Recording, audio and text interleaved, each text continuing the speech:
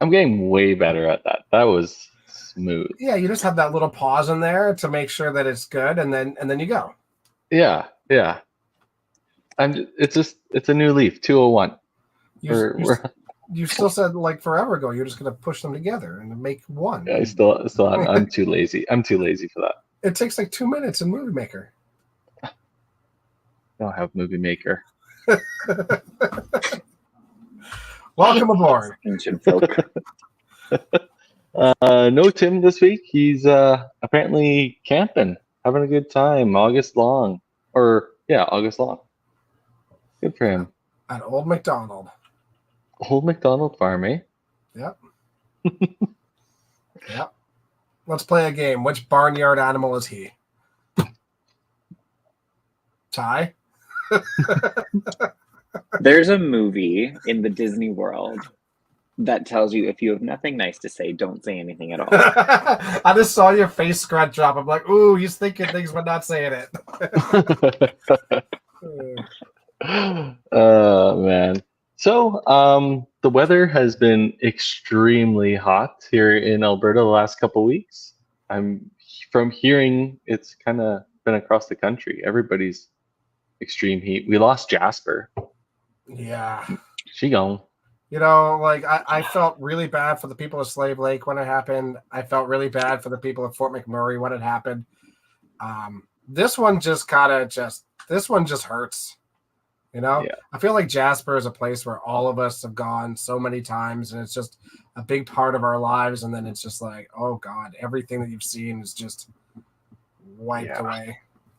Yeah, spent many of weekends there over the last 20 years in Jasper, and it's just crazy that literally you can't even go back there right now till they do how much cleanup, right? Yeah. Insane. Well, But they saved the bear. They did. They saved did. Jasper the bear. They let a bunch of houses burn down. I don't think that was the priority. I just think it happened to survive. Okay, just checking. Just one guy standing there with a hose on the bear the whole time. Not letting the bear go. Jesus. Yeah. So on with that sad news, we have the 8 Gamer starting tomorrow. One person is signed up on August 23rd. Oh. Way in advance. Okay. We got lots of centers registered already. If you people want to know where you go, you just go to 5pinuniverse.ca, go to the 8 Gamer tab, and you can click registered centers, and it has it listed every center. You can sort it by province, city, even if you want to search directly their name, and you can see if you have a center in your area to play in. And all the information is on the website for y'all. You're so Are you guys organized. in the show?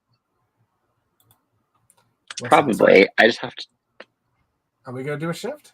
Yeah, go ahead. I just have to decide if I want to play at Paradise or Toppler. Though Mark Miller told me to bowl at Toppler.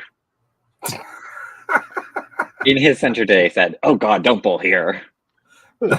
I love Mark. He's very honest. You can play at both.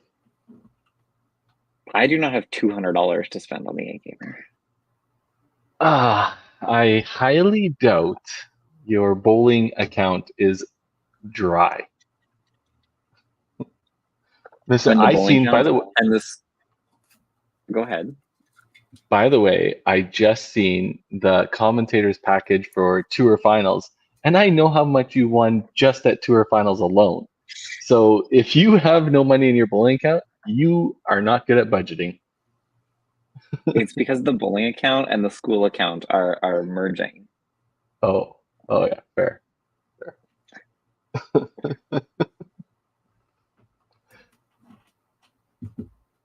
Yeah, I'll throw one. I'll probably throw one. You won last year. I still have zero interest in bowling right in now. 2020. Yeah, fair. No interest at all in throwing balls right now, but at Sherwood Park. Yeah, I'll play at Sherwood Park. Pinfall's trash house. There goes your $100. It's the only one registered in the Edmonton region, so. And Pinfall's great. Yeah, I heard. Director Red Deer. Dropped a red deer. Hey, when was the last time you played in Sherwood? Whatever our last practice was before Masters. Changed dramatically. I think you're a liar. I'm actually not. I'm actually 100% serious. I'm 100% serious. So, for people out there with black bases, here is a little tidbit. I think they changed materials a number of years ago because, okay, we put black bases on our pins 12 years ago, something like that, on all 5 pins. 6 years ago, we bought new head pins and 3 pins, like just brand new pins. We put brand new black bases onto those. And in that time period, in the last 6 years, the 2 pins that are 12 years old are pristine. They're exactly the same size, same shape. The head pins and the 3 pins are flattened out so much. It's literally a 1/4 of an inch wider and a 1/4 of an inch shorter than what the black base is supposed to be. It is night and day. Vince Lawyer just shot a 950 triple. Do you know who Vince Lawyer is? No. Exactly.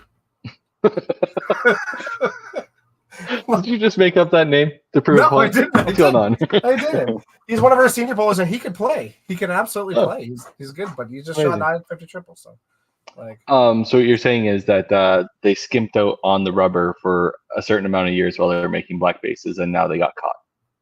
I think they got smart. Yeah, okay. you make a product that's gonna wear out. I think that's fair. I think they got smart. I think it just sounds like Sherwood Bowl waited until Tim won the TPC, and then they were like, "Oh, we gotta update our equipment." You think that was the reason why? Weber. We did some research. Uh-huh. Just let me shit on Tim, okay? Yeah. That's fair. Yeah, he's not here. Right, Not here to defend I himself. gave you a prime opportunity at the start of the show, and you said no. It's true. He did take the high road earlier. Interesting. Once, now it's like free for all. Let's go. Well, we might as well get to the whole point of this show. We're here for the Masters recap. We know it's been a few weeks. The ladies had a little recap. We had our 200th episode, but it's time that we give a few people their due diligence and go over the Masters week. I know you guys were both there. We'll get your insight here as we go, but we'll bring in our first guest. We have our tournament women's singles champion from Newfoundland,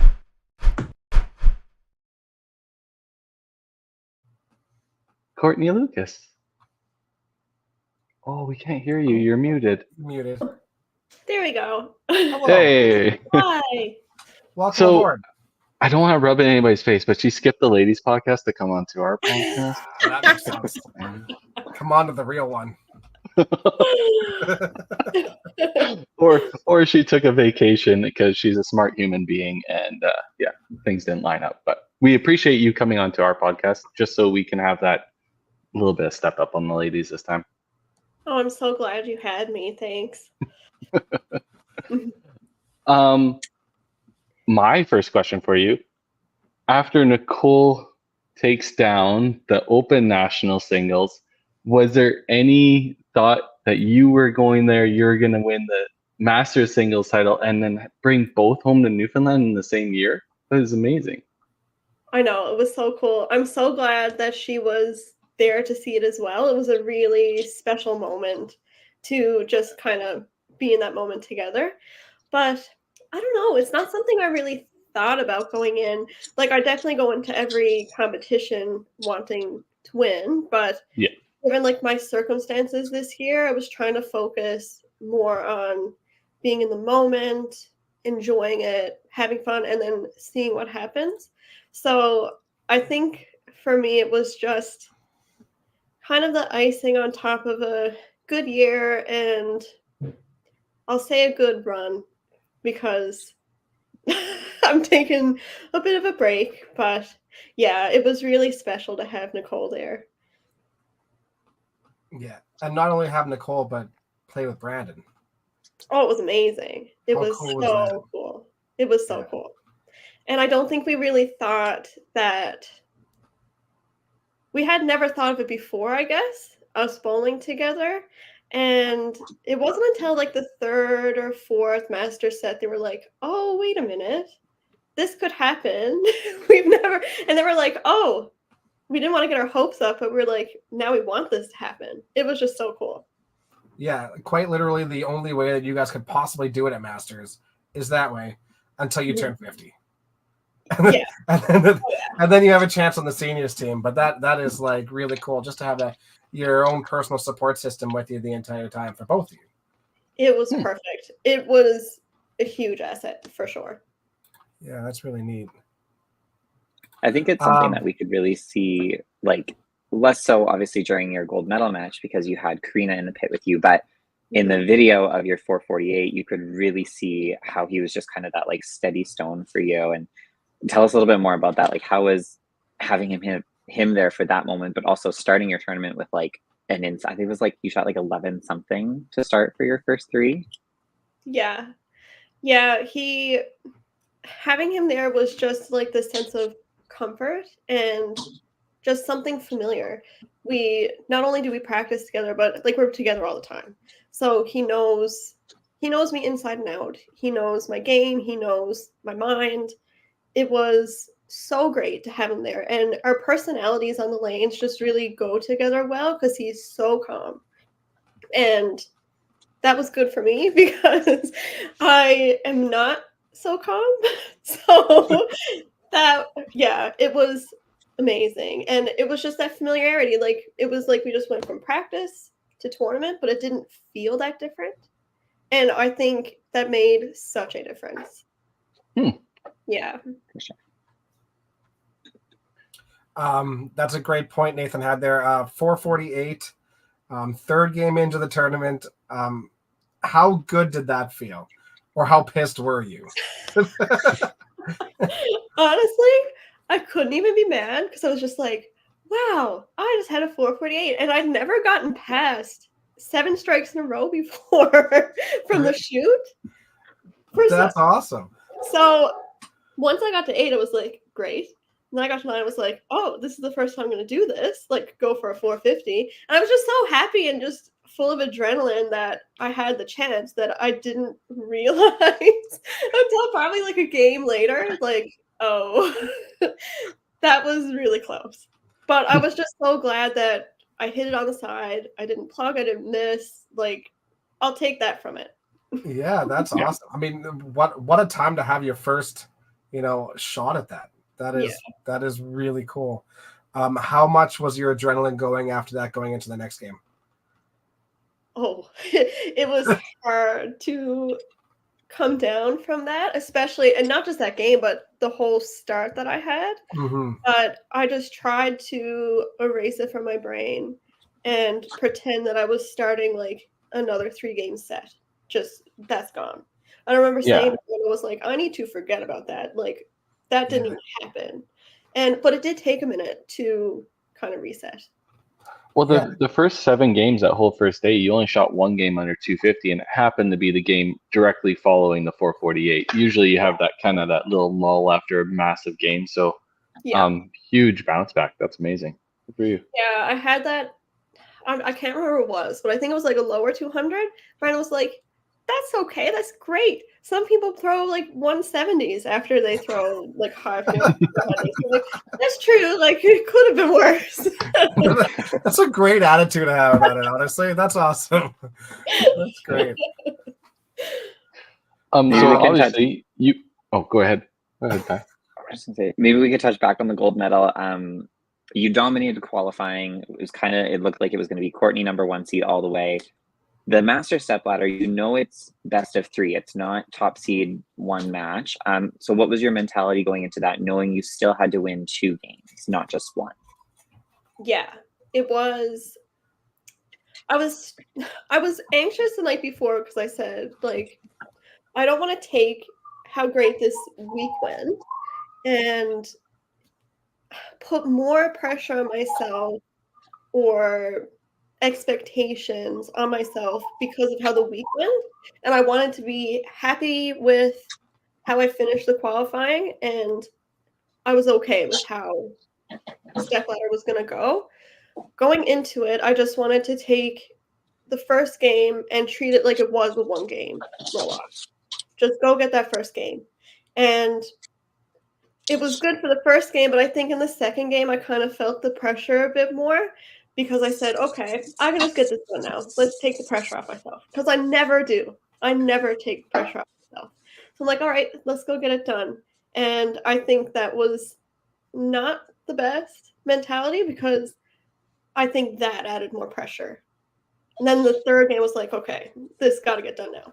So, yeah. And you did. You came out and shot 306 to finish. Like, that's huge. You're going to win 95% of the time with that score, right? So put it together when you needed to. That's incredible. Did well under pressure, for sure. Yeah, Amazing. exactly. Obviously, you were there for the step ladder. I'm not sure if you're watching, but Alyssa coming in, winning a very close match against Tracy right off the bat, and then shooting a 322 to beat Tracy in 2. Was there any thoughts her coming into that match? Like, did you have any extra mental prep for Alyssa than you would have? It went 250, 250. Was there anything behind that, or did you even think about that? I don't think I did. I didn't want to watch that game and get that extra pressure. And I didn't want to go into the game any differently, whether it was Tracy or Alyssa.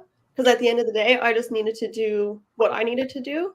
So no, I don't think. And I really tried my best to kind of ignore that game. Yeah. Sure. Yeah. That's obviously amazing. Like you won 30 points. You won 15 matches out of 21. That's a pretty phenomenal stat. I know that's pretty much what it takes to win every year, and you were the one to do it and cleared the field by three whole matches. That's pretty good. Were you there to stick? Were you there to stick around and watch the 3-way playoff match? Yeah, I was. You were? Yeah. How was that being in the crowd? I'm not sure if you guys were there watching that either, or probably not because it would have been in a different center, but I was just so glad it wasn't me. Yeah. So it was 4 people, right? Oh yeah, it was a 4-way tie. That's right. 4 people It playing was for 4 2 people. spots. Like, that's intense. I would rather bowl the gold medal match in terms of pressure than bowl that 4-way tie to get into the stepladder. It's just like you guys have played 21 games, but wait, 4 of you got to play 1 match, and only 2 of you get in. That's it. Yeah, and it's so tough because when you're in a 4-way tie, every single person deserves to make the stepladder. It's just that one game. Like it's tough. I was just so glad it wasn't me. I've had a funny way to find myself into stepladders over the years, or not stepladders, tiebreakers.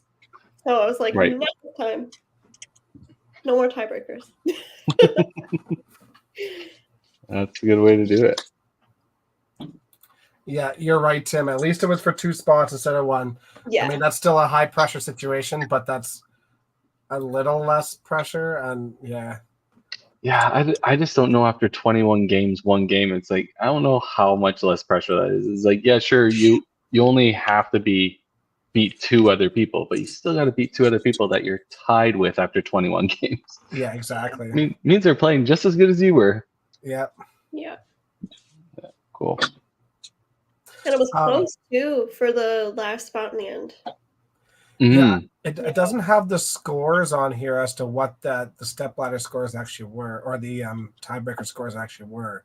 No, I know Baker said she punched in 9 to miss her chance. Yeah.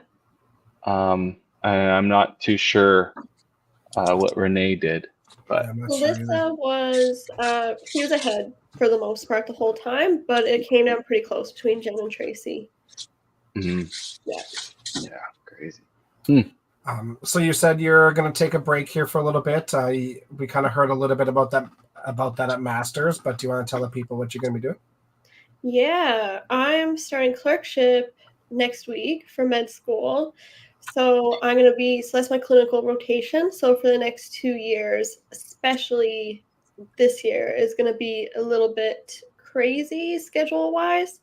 So I'll be doing like call, I'll be doing shift work, the whole deal. So it's just not really possible for me to travel for tournaments, and also just making like weekend sets. I'm going to try to bowl when I can in leagues, picking up some like sparing and stuff like that. Mhm. And I'm still bowling the 5PL league, which I'm really thankful for. So I'm gonna do what I can, but in terms of competitive bowling, it's just gonna be a bit tough. Yeah. It's a good Fair priority. Yeah. Yeah, I'm so getting a full career. Yeah. yeah. I'm Save so your lucky lives. I've gotten the first 2 years out of it, because when I got into med school, I was like, this is it. Like, I'm probably not gonna be able to make it work. Last year I couldn't make the open work, but like I haven't had to miss a masters yet, and I got to bowl the open this year. So I'm so thankful for what I've been able to do so far. So I will be back. Unsure when, but I know it's not forever and it's short term, but in the moment it sucks. Yeah, Yeah. absolutely. It's not Do you a have- bad thing. Yeah. That's good. Do you have a medical specialty in mind? Not yet. I like the more like kind of general stuff compared to like super specialized. So I like internal medicine, family medicine. So those are kind of my Good interests for now. you. I'm trying to balance work life and family life and lifestyle and all those things. So hopefully in the next year I'll kind of sort that out a bit more. Yeah. Yep. Everywhere means more family doctors. So good for you. Yeah. Isn't that the Definitely. truth? Isn't that the truth? Well, Courtney, we know it's late out there. We can't thank you enough for joining us. Congratulations once again on your singles title and bringing it home back to Newfoundland, and having both ladies singles title in the same province is pretty cool. And I do Absolutely. believe it's the first time that's happened to I'd have say. both singles title in Newfoundland. Yeah, I don't know for sure, but I haven't heard of it before. Yeah, Yeah, it's really absolutely cool. amazing. All right, well, we'll let you go. Enjoy the rest of your summer and enjoy Thank you. your clerkship. Thank you. Thanks, Courtney. Congratulations. Thanks. See ya. Bye. Thanks so much. All right, moving right along, we got our next singles champion from the tournament division for the men's.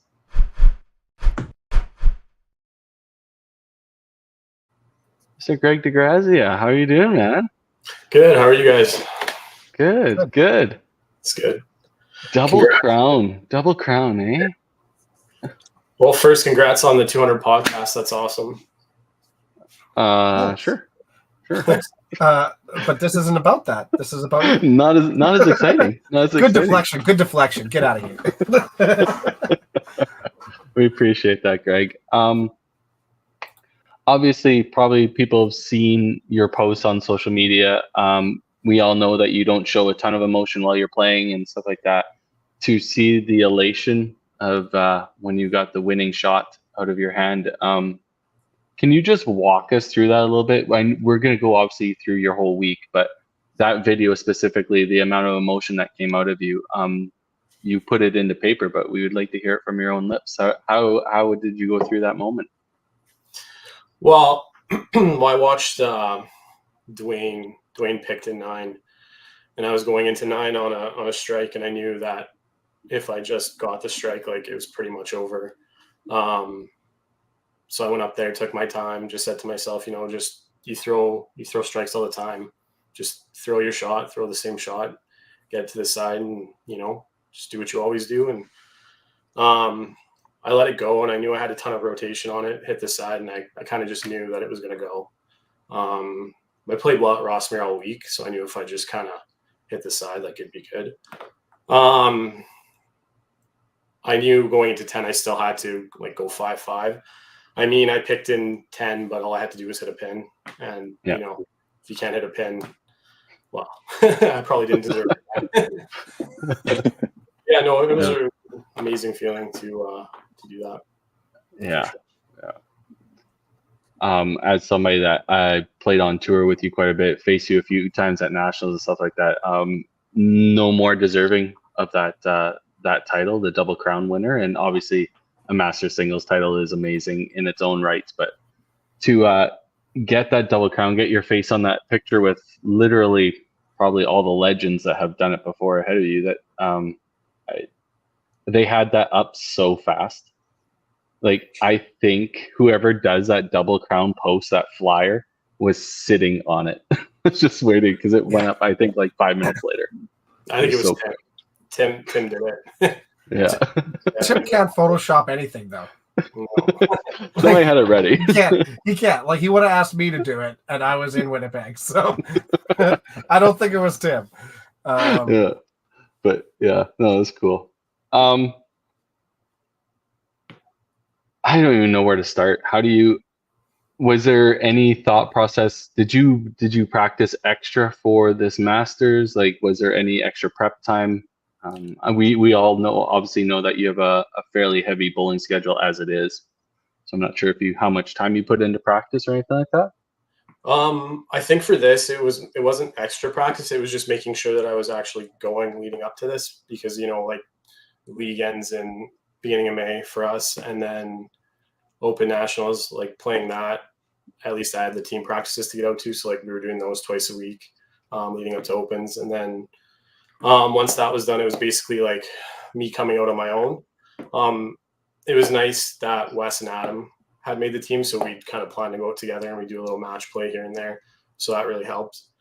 But it was basically just like going out and just staying, not losing it, basically. Yeah, keeping that rhythm. Yeah.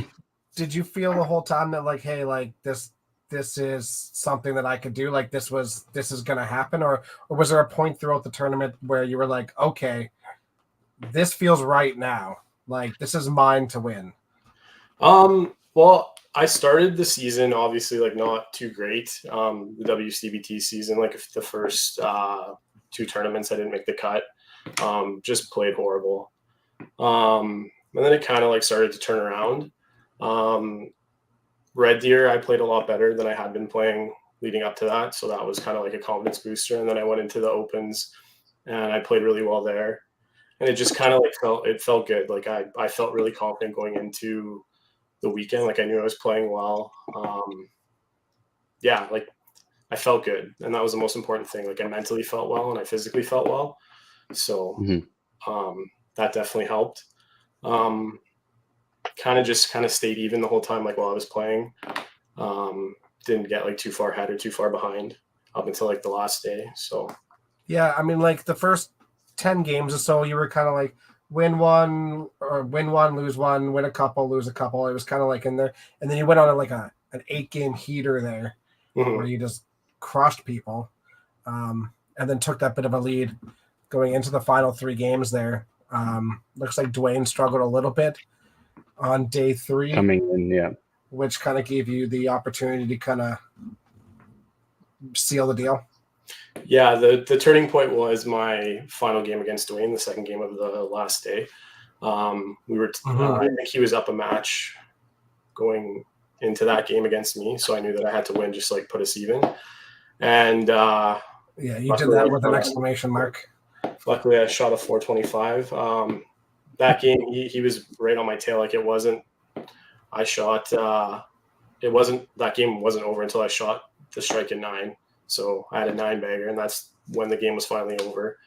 So actually, all my matches that whole weekend, like, I know at the end they kind of look like a little farther apart, but it wasn't. Like, going up till about, like, frame 6 or 7. Like, I was pretty tight with, like, all my opponents, and then that was just, like, the key frame there. The 7th and 8th frame is kind of like where I would take off in my match. So I before we kind of move into the step ladder there, I was just thinking of this. Tyler obviously's talked about this for a while, but Open Nationals was also Northern Ontario. So both Northern Ontario titles are sitting. That's interesting. Newfoundland and now both Northern Ontario. Yeah, and you know it's funny. It was the first. I guess they were saying it's the first time a woman from Newfoundland has won the title. It's the same for Northern Ontario. Oh, really? Oh, really? Northern Ontario's never won the men's The singles. Masters. Wow. Just Wow. writing all the history books this year, eh, Greg? Hall of Fame. Yeah. Yeah, definitely a good end of the season for sure. Cannot complain. Yeah. No. So we talked about obviously the final match already, but we'll talk about the kind of the step ladder. Dwayne, obviously being Brandon. Brandon had a phenomenal week as well.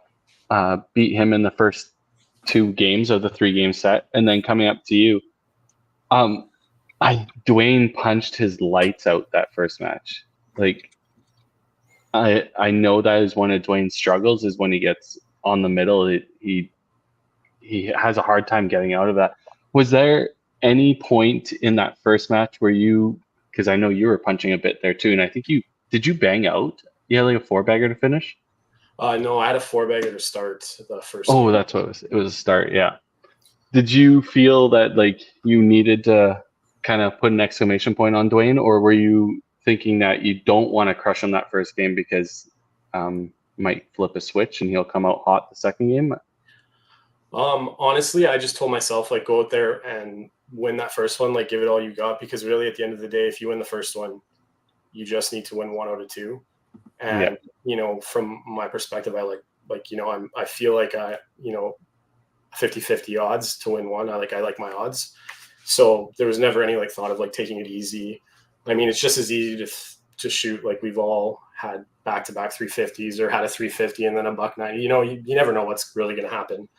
Yeah. So kind of just gave it my all, and it worked out. Yeah, I would say it worked out. You're holding the title. So, Greg, you don't play a whole lot of Masters. Obviously, Northern Ontario's format is a lot different than I would say most provinces.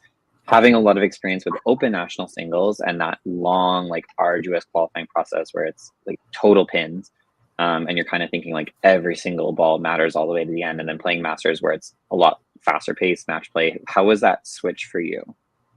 I enjoyed it. Kind of like reminded me back when I'd play like singles in YBC. I haven't played like a match play like this type of format in a while, so it was kind of nice just to like change it up. Obviously, I like open singles. Like, I mean, I've been successful there, but yeah, this was just different. And I think, to be honest, I think I enjoyed this a little more because this like keeps every game exciting versus like just the long grind of the 21 game qualifying. So yeah, no, I definitely really enjoyed this. I know we've talked about this before on podcasts, but I think like the 2 formats are flipped, right? Like, it feels like this one belongs at the Open and the Open format belongs at the Masters for some reason. You qualify for everything for Masters is pinfall all year long. Yeah. And then all of a sudden you go to Nationals for singles and it's like, nah, pinfall don't matter. The match play, yeah. Like, it's weird. It's weird. Whereas the Open is like, yeah, I don't know. Yeah, the Open is basically match play the whole time until then, right? I don't know. Yeah. It's just strange. Yeah. Yeah. But I do like that the formats are different. It's a clear cut. Like, you take down the Open singles, you have to score really well every game to get highest pinfall, take down the step ladder, and then this one you got to be really great at match play. Obviously, you still got to throw well, but you got to be able to clutch up some games that are going to be close and then get lucky in a few of them and then have a good stepladder finish as well. So, no, absolutely. Because there's a few games where I had to like strike out to win. And if I didn't, like, you know, my average would have been relatively the same, but I would have had like 3 or 4 less points or 3 or 4 less wins. And then, you know, I don't take that top spot, right? Yeah. So I might not even have made it at all, depending how some of those games went. But. Yeah. Oh, we got the people talking. The mustache is still around. It gets better every time I see you. It's working on it. Does the mustache stay now that it has a gold medal? Yeah, we're gonna keep it going for a little while. I'm not sure I like my face without the mustache these days, so. Does the mustache stay now that it has a gold medal? Yeah, we're gonna keep it going for a little while. I'm not sure I like my face without the mustache these days, so. I'm not sure I like my face without the mustache these days, so. Oh, there you go. Okay, so it's taken on a personality of its own. Got it. You truly looked like a DeGrazia the second you did it. You know, yeah.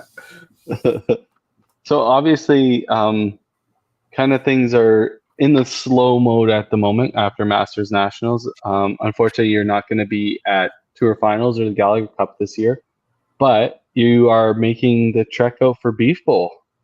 I am, yeah. I kind of decided last minute to, well, I guess it's not last minute. It's still 2 months. Like it was 2 months away when I decided to go. But the flights were cheap. WestJet had a seat sale. I think I paid like $250 round trip to Calgary, which is like I've never had a flight that cheap. Yeah. And I hear it's a good time. You know, everyone. Yeah, it's a great time. Yeah, here I'm being a total Westerner. Obviously, we got Club Tour in between. I know everybody that Club Tour is still a thing. It's just, I was excited for the Beef Bowl because we haven't, obviously, it's a smaller event. Yeah, Club Tour is going to be 3 weeks away. So, yeah, that one's coming out quicker. That's coming up for sure. Yeah. And they're having their first Tour Finals, and I'll be playing in that. So I'm looking forward to that. Yeah. Yeah. That's the Thursday, correct? It's Wednesday evening. Oh, Wednesday evening. Sorry. Yeah. And the format? The first match is 5-game total pinfall. So it's match play. I think it's kind of like the TPC Invitational. Mm. And then you kind of just work your way down. I think it's reseeded after every round. So okay, like your qualifying points, like where you finish in the top 16. So if you're always number 1 seed, you'll always face the lowest seeded person every round. Yeah, that's my understanding. I know I talked to Mitch about this like months ago. I haven't looked at it since, so don't quote me on it, but I'm pretty sure that's how it is. So. Seems like a format that Mitch would sponsor for sure. Yeah, I know he's a big fan. He kind of wanted to do the whole, I think, play everybody once like they do in Calgary, like the Autumn Open format. Mm-hmm. I know he's talking about wanting to see that for WCBT Tour Finals one day. Yeah. Yeah, we've had many a discussion about that, but we still do post-production and put it out on YouTube. We just don't play for the money, but there's discussions that maybe there will be a format change in the future. So look forward to that. You guys have any more questions for Greg before we let him go? Did you take a break at all? Have you taken a break since Masters? I have, yeah. I've thrown once since Masters. I just threw last week. Just because I was gonna say, like, with Club Tour coming up right away, like, just you got to take that break in there just to make sure you don't burn yourself out. Yeah, I definitely took a break, but I'm also now at the point where like Club Tour is coming up, and if I don't keep my callus going, I'll be in trouble. Fair. I still have a blood blister on this finger from Masters. So, and now with Club Tour, with the Tour with the club or the Tour Finals for the Club Tour, it's going to be that many extra games. Well, hopefully a lot of extra games for me, but yeah, I got to keep the finger fresh. All right. Well, we will let you go, Greg. Once again, congrats on the singles title. Congrats on the Double Crown, the Hall of Fame, all the above, and good luck at Club Tour Finals. Thanks for having me. All right. Looking forward to seeing you in Medicine Hat. See you guys. All right. Just trucking along. All right. Next, we got a gentleman that averaged 275 in the teaching division. Yeah. Coming home with 2 gold medals. Without further ado. Liam, welcome to the show, man. Thanks for having me, Carrie. It's great to be here. Yeah. 275 in the teaching division. What were you thinking? Would it be bad if I said I wasn't really focusing on the average itself, just one game at a time? Yeah. What is your normal league average, may I ask? I play in 2 leagues. One of them's 245 and the other's 260.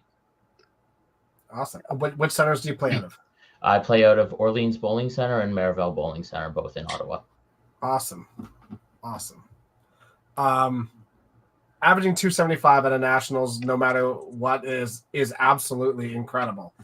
to do it for 2 gold medals. Is this your first nationals as an adult? Yeah. Crazy. Good for you for being able to handle those nerves and perform at that kind of level. That is really cool. Thank you. Yeah. I didn't mean to downplay the 275. It's just usually you see the 275 that you automatically think that's tournament division quality, right? You don't usually see that in the teaching division, but now it makes a little more sense. I didn't realize you were so young and that was your first adult national competition. That's amazing. You, man. If I understand right, a big part of you playing teaching division is location and travel, correct? Most of it, yeah. But starting the year, I was only actually starting at about a 226 average. Okay. Starting the year, and just worked my way up to being that 260 average. Good for you, man. Okay, so what was your practice regimen? What did you work on this year that made that 40-point jump? Mostly it was consistency, just being able to hit my spot, and for me, struggling with focus in the past, focusing in on just delivering my shot the same way every single time. Just running that week by week, same time every week. That was really the recipe for success. That's awesome. So you played the 2 leagues. Did you have practice sessions in between? Every now and then, seeing as I worked at the bowling center as well, and still do to this day, I go in hour and a half, 2 hours early, just throw a couple shots before work. Yeah, that's a pretty convenient. Usually people show up for work a little bit early to get work ready, and here you are, you throw a few practice balls and then jump into your shift. Good for you for having self-discipline doing it, because I can't. I cannot do it. Cannot bring myself to do it. Even at 9 a.m. on a Monday morning. No. No. Liam, what I kind of want to focus in is on the teaching men's singles. I know at the Masters you play with obviously the teaching men's. You have a competitor you're playing against for the team aspect. Were you aware when you were playing in the teams who your single representative who you're facing every match was going to be, or did you not even think about that and just played for the team the whole time? Mostly just played for the team. For me, not really being a singles bowler beforehand, I said singles is really the bonus. Mm-hmm. I'd love to win it with the team. To do it in singles would be extra. Yeah, I really think that's the cool part about this whole master setup is literally you're playing with a team. You already have a competitor that you're playing across the lane from you. But then there's just a bonus that you may not even know who you're playing. Obviously, there's not a whole bunch of competitors. You can figure out who the single is, but you're just playing. And then if you beat them, great. But you're really trying to beat the person on the other team for your team, right? That's an insane.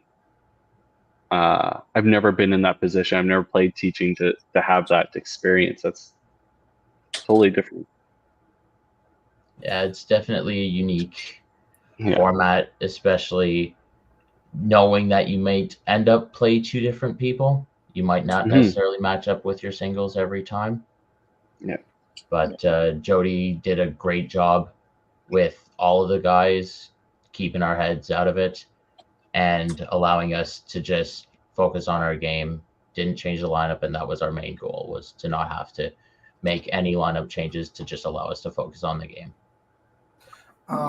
Did you find yourself like doing the math, the POA, not obviously for the singles because you weren't worried about that as much, but like for the team side of it, were you doing the math on it to like know where you were sitting in that match or not? Or were you just focusing on just bowling the best you can?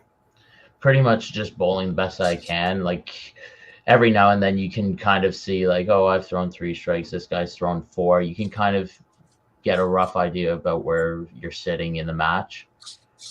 And I try not to let that bother me as much as I possibly can.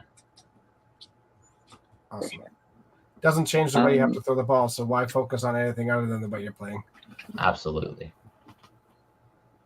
So obviously a lot of us know that travel in Ontario is rather inconvenient. There's no fast way to get anywhere with your big old lakes. Did you know your teammates very well? Were a lot of them like near you, or did you have to travel to practice? Like, what was that like? Well, I did know quite a few of them from just bowling tournaments in the past.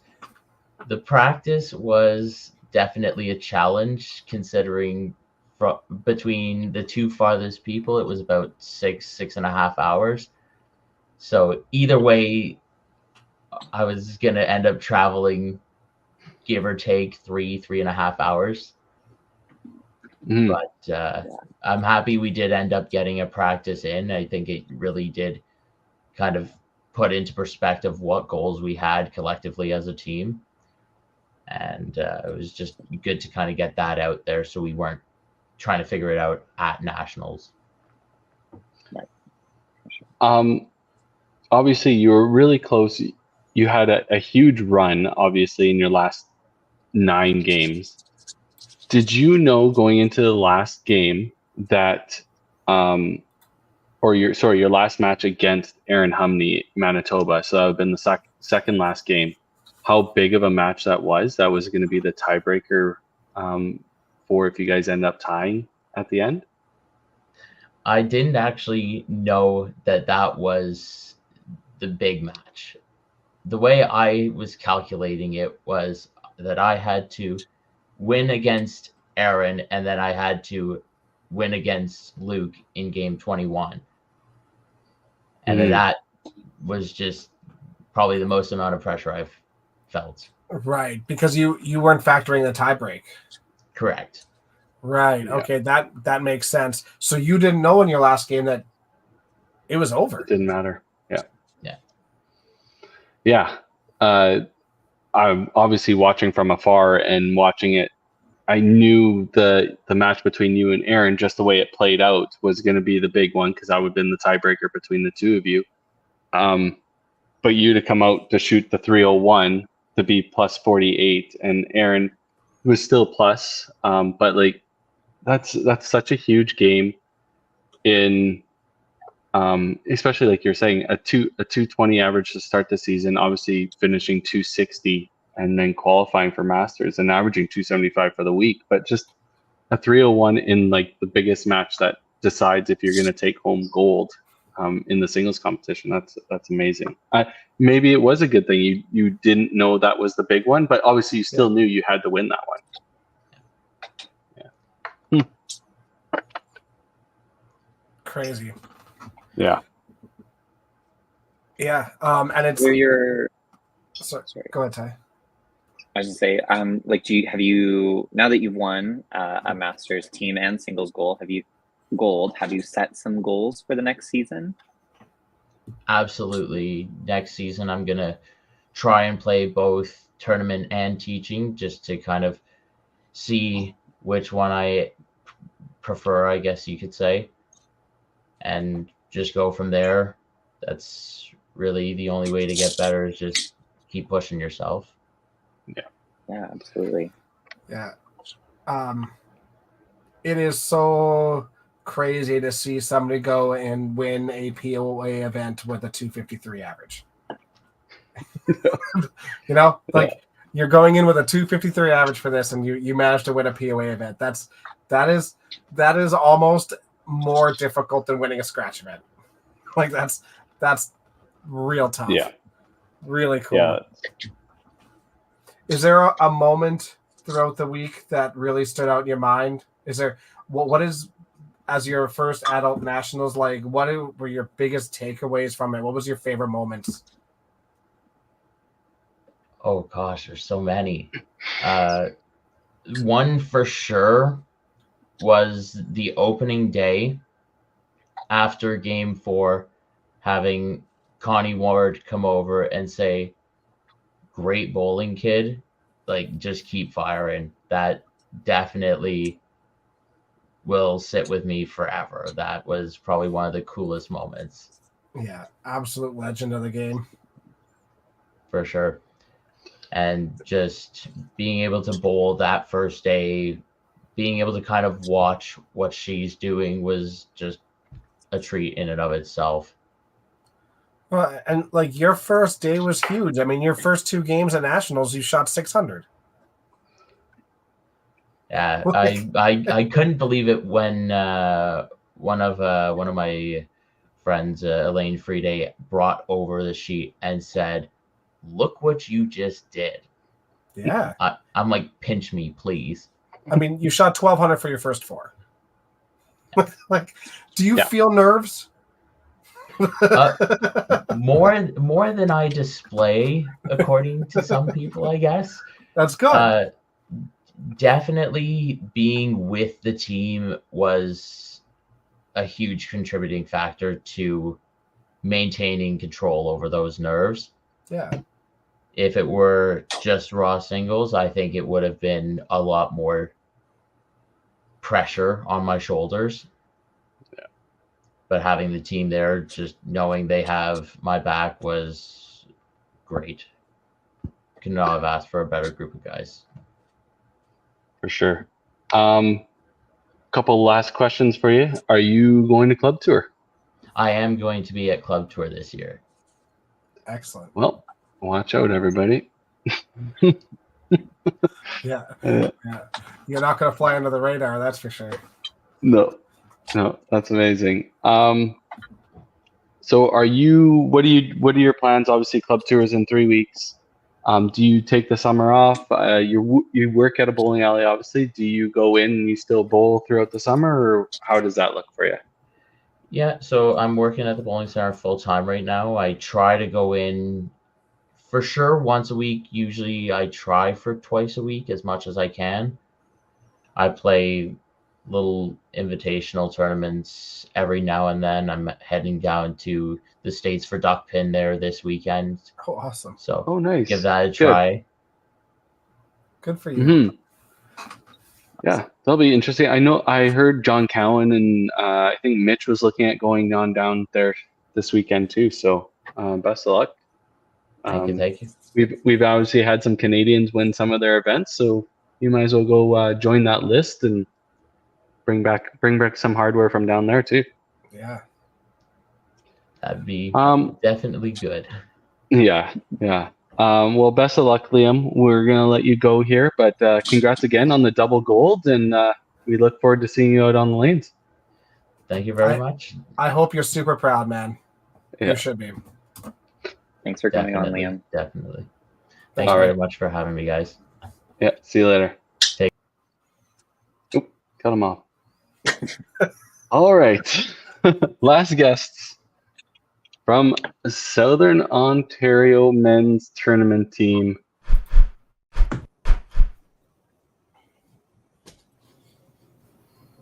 Okay, I'm just gonna put this out here. You're probably the nicest guys off that team, so this is the perfect group. That means Mitch and Bobby, you guys suck. Yeah, those guys are the worst. How you guys doing? Good. Very good. Good. Awesome. Where do we start? Obviously, bringing home another gold. Have all of you won Masters gold before, Nathan? You've won a few? Yeah. So obviously multiple golds. Strumming an old guitar, as some people would say. How does it feel bringing home another gold medal at Masters? Going through the year that I've had with a lot of mental health challenges, and to be quite honest, I was actually ready to just walk away from bowling at the end of February. And I was like, no, I can't abandon my open team. So I just kind of kept on plugging, even though I didn't really feel like super great or super confident. And then even going into this nationals, I kind of felt like I'm the worst bowler on the team. I guess I better not disappoint everybody. And when we played the first 4 games and I'm averaging 2 1/4, I'm just like, oh crap. Like that panic that I had in my head before we even started is coming true. And thankfully the seniors took their sweet time and we got an hour and a half break to give me time to think about what adjustment I needed to make. That was a first. That's for sure. came back, played a line I've never thrown in my entire life, and was there and felt I did good enough to help the team out. So this was probably, given everything that I'd gone through this year, probably the most satisfying gold out of all of them that I have. So I was really happy to be able to do that, and playing with the guys that we played with, and everybody was so supportive of one another. It was good. Yeah, I think that obviously there's such a big talent group in Southern Ontario specifically, but we've kind of noticed that there's been, I'll call them repeat offenders that are always on these teams, right? Familiar faces that we see all the time, and you guys have obviously built a good community in that group that it doesn't matter who ends up out of those 10 guys, 5 of them, you guys always seem to gel. There always seems to be that good flow for your guys' team, and that's amazing. It's been kind of fun watching the evolution of the players on your team too. Like, Mitch is a completely different guy. you know, and he's just a positive player now. I know. How do we get him back into a negative space? That's the last 2 years. It's been crazy. It's like almost obnoxious back there. They're like, yeah, okay, guys, you just keep doing it. I'm just like, and honestly, that was the weirdest. This was the first time that I played with him in since I want to say it was 2017 or something like that. Yeah. And there was a couple of things that he just said that I literally just stopped and turned around. I'm like, who are you? Yeah, exactly. I mean, it's great. It's exactly absolutely, it's needs, great, right? but it was a different experience. Yeah, for sure. Jim, obviously, we all know that you've played Masters Seniors and all that stuff, but you to come out and average 281 and show all the young guns how bowling's actually done. How does it feel to come back from playing those Master Seniors tournaments and then coming out and obviously competing just as well as anybody else, if not better, in the tournament division again? Well, it was important to me coming into the Nationals to not be carried by the team. I was the oldest by a long shot on that team. Just to put everybody into perspective, the other 4 guys on the team were at the bowling school as students when I was there as a pro. Jim, the camera on your flip phone's pretty good. Thanks, Matt. Yeah, no problem. Wow. Yeah. Hey, that flip phone saved me parking charges. Yeah, sure did. But it was important. I wanted to play well, and I think I still have a few years left in me. It was nice to have the confidence of the coach to put me in spots where I could play well and help the team out. Yeah, for sure. Obviously, not to be outdone, Matt. You only average a few points less than Jim, but taking home 14 points. Did you play anchor pretty much the whole time? The whole tournament, yeah. Yeah, amazing. That's great shooting at the bottom. Those are big matches to win and get 14 points out of an anchor position. It was. I definitely came home with a lot more gray hair than there with. But yeah, it was. A lot of matches came down to the bottom this year, a lot more than what's normal for a tournament, as far as I'm concerned. Yeah. So yeah, it was a bit of a stressful 4 days. Yeah. Yeah, Matty's absolutely fantastic in the anchor position. The one part he sucked at was hanging Bobby. Yeah, it's true. Yeah. Couldn't donkey him, eh? So there's just something about him,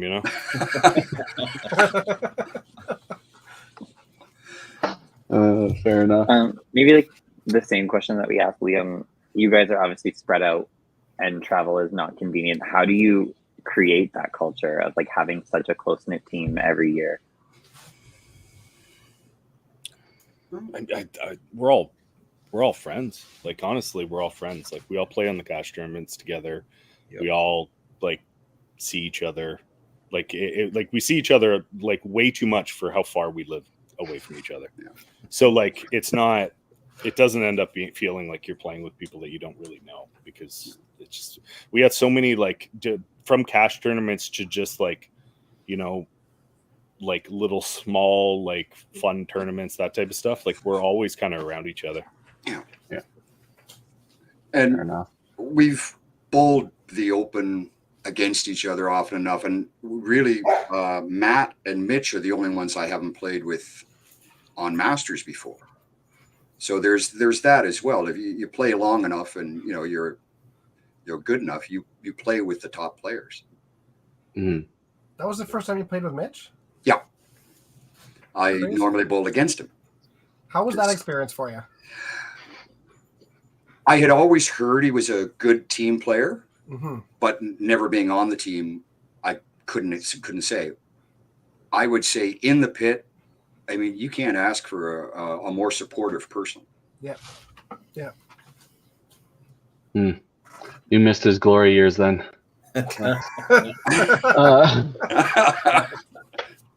Just bugging. So Nathan, Jim was kind of telling us, he was on a little earlier. You had qualified for the teaching team as well, but due to the way the Masters format in Southern Ontario, obviously you had to accept the tournament men's team due to the regulations or whatever. That when you were trying to qualify, was that your first thought was I'm playing for tournament masters, but if I unfortunately don't make that, I have teaching masters? Or was it just always I'm playing for tournament masters, it is what it is? So that was actually, this year was the second time in the last 3 years that I've actually double qualified. Because Okay. the year that we went to Bonnie Doon, I was in a good spot, and I thought I was completely out of it for, like, I was 400 pins out of the team, and we were going to Hopedale for our last set. Somehow I managed to throw 2,300, made up the 400 pin difference, and scoop the last spot. And then still play the teaching year end, because we have it now where you can play both. So you can play the tournament year end. You can also play the teaching year end. Tournament year end is typically done first, whereas pre-COVID, it was all at the same center, and you had to pick. You either were playing for the tournament side or you're playing for the teaching side. Mm-hmm. But I think it's just, I like to bowl. I want to bowl as much as I can. And playing in a POA event it's a whole different beast. Because now, like, at that point, I'm just trying to see how good I can play against myself and elevate myself more for that specific day versus trying to beat other people. Just because it's like, okay, like, I got to play against myself. I'm playing on a 254 average. So I got the chances of me winning a tournament, I'm going to have to be plus 300, 350. I'm going to need to throw 18 and a half. So it's not so much that if I can break even with getting my money back or have a nice game in there somewhere, that's cool. But it's just more bowling as much as I can to keep myself sharp. Fair enough.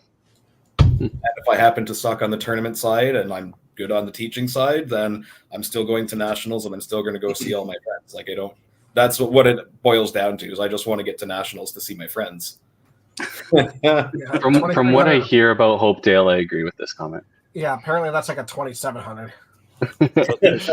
Best alley in Ontario, man. Don't worry about it. Guys just know how to play there. That's all. You got to know how. Yeah. There's a shot that works everywhere, that's for sure.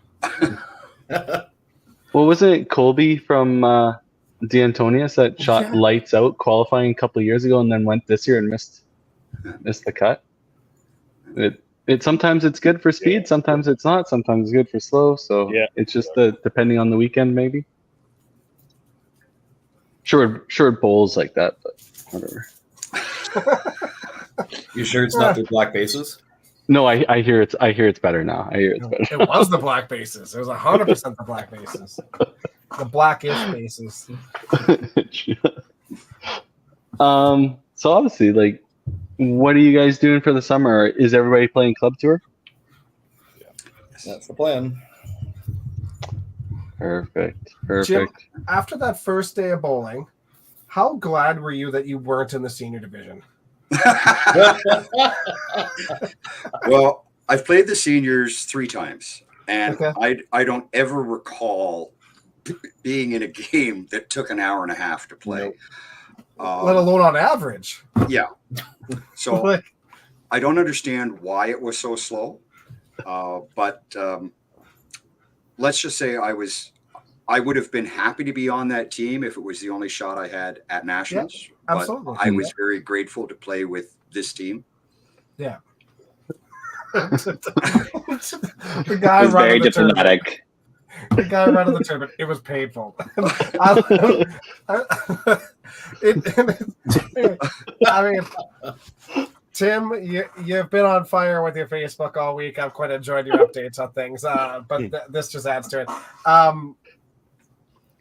Yeah, I mean, it was quite an experience. I've never had a 2-hour break in a tournament. But it was all right. We all took it in stride. It was good. We had an opportunity to have, a drink or two and some food or whatever. It was just different. I loved hearing one of the centers say, "No, we figured it out. We froze out the seniors and they moved 20 minutes a game faster." It was just funny. It was funny, but it was a neat experience. That's for sure. Yeah. I'm not sure if any of you guys live any around the registered centers, but is anybody playing some of the 8-gamer? I talked to Jeff England. He said that he would do it if we talk him into a little bit more. He probably needs a little bit more greasing. Yeah, you have to grease his palm a little a bit. little bit. But he said it shouldn't be a problem. So I need to talk to him about actually doing the registration for it. Yeah, it looks like Echo is probably the closest one to you guys right now. Yeah. I mean, I don't mind. Nebs is good because it's close, but I wouldn't mind driving out to Smith Falls, Grattan Lanes, because it's a solid. It's probably one of our best scoring centers in Southern Ontario, in my opinion. Okay. Yeah. Well, what else do you guys want to talk about? Was there a specific moment for you guys that really stood out over the week? A specific match that really stood out for you guys? Yeah. Yeah. We played against day 3 at Polo, which apparently was the Candy House, and I don't know about that. But we were playing against BC, and we were kind of on a bit of a downward trajectory. Let's just go with that. We pretty well thought we were dead because all of us were struggling for the most part. Yeah. But yeah, we somehow came back to win totals. I cleaned up a head pin, I think, to win by 2 or something like that. And then basically that kind of just gave us a little bit of oomph. And then the last game we played against Newfoundland and we shot, I think, 1,400 and took 8. And that really propelled us into the last day. So that's definitely the one that kind of clicks on why everything happened this weekend. Yeah, for sure. That day was it was crazy watching. There was so much stuff going on that day. Yeah. And lots of matches that flip-flopped a lot in the 10th frame. And I think the total points was closer than any years that I've been. Looking at first through 4 or 5, I'm that was tight. There wasn't anybody who was running away with it. It's we got a game of lead. Oh, now we lose, and the other team gets 7 or 8. Crap! Now we're back into the grind again. Yeah. And that was it was a whole ping pong match for everybody. I think for the entirety of the tournament. Yeah, I think every team was a challenge, which was awesome. You saw a lot of players that haven't normally played for Northern Ontario play, and that was great too. All of a sudden, they became a major force, right? I mean, there's huge players on there too. There was definitely no buy games. No, I shouldn't say buy games. Games that you could take a little bit easier. There just wasn't that. It was intense the entire time. It was fun. It was really fun. The best way to describe the week was in 2014 when we broke the record and went on that stupid run and all that stuff. that was my first nationals. I had no idea like what we had done, I guess is like the best way of putting it. And it's like, we're playing in this tournament and we were playing really well. And it was like so far away. Like, it was like, we were nowhere close to that. And it was just like, this one just felt like, this one was very emotional. Like, it was just like, it meant a lot just because it's like, okay, yeah, we did that. And like, we broke that record. It kind of like gave me perspective of like what we did in that year. But then just like, because it was so close and it was just like every single ball almost meant something, like everything, every pin meant something, all that stuff. It was just such like emotions like definitely like took over like after it was all finished and it was like, okay, we're done. It was like, oh, like holy hell, like we just did that. And it was just a lot to take in, that's for sure. It was 21 games of grinding. Yeah, exactly. Definitely. And anytime you win, it feels great. When you run away with it, it feels good. But when you show a level of resiliency throughout the entire week and you come away and you grind your way to a win, that just feels so much better than anything. Yeah, absolutely. Yeah. There are no at Masters Nationals. There are no weak teams. No. The level of competition over the years, and my first Nationals was 01, has gone up exponentially. To see teams averaging what they are these days, regardless of what province they're in. I mean, and certain centers are huge, but everybody can play. There are no down times where you can take it easy and just expect 6 or 7 points. Exactly. Yeah. I mean, 5 teams averaged over 1,300. Like that's awesome. You had to fight and grind and like take like every point was like huge. Yeah, like coming out and just basically like it was an interesting week, that's for sure. That's good. That's the way it should be. Yeah. Well, I think we can wrap this one up. Congrats again, guys, on another gold medal. Thank you. Very well deserved. Yeah. Hopefully we see you out at Club Tour. If we don't make it out there, best of luck. Play well. Crush that one. Neb's always puts on one of the best ones. And if you don't do bowling, just go play the mini golf tournament. Yeah, absolutely. That's what I'm really looking forward to in the week. Sort of pissed about it. Yeah. Are you guys coming out or no? I am planning on coming out. I just got to figure out a few details. But right. If you need a pickup from the airport, let me know. Yeah. I won't be able to make it this year, but hopefully next year, TBD. TBD, yeah. Yeah, you always do it last minute anyways, Ty. Yeah, we did tour finals last year. Just drunk enough at tour finals that my credit card slips and buys a plane ticket. That's fair. So this might happen, Ty, but you Dex, may not you have need to get him drunk and $100 for. Go and What's that? Sorry. Get him drunk and book his flight for him. The other way to get him drunk is Fireball, and he'll probably won't be on the Fireball that weekend, I'm sure. So no Fireball. Yeah, he has a credit card for a plane ticket, but not $100 for 8 gamer. But exactly. Yeah. Well, yeah, it's a credit card. That's not cash. Oh yeah, fair. Hey, we take PayPal, so you can figure it out. All right. Well, we'll let you guys go. Have a great rest of your summer. Good luck at Club Tour, and we'll see everybody else next Wednesday. Bye. Thanks, everybody.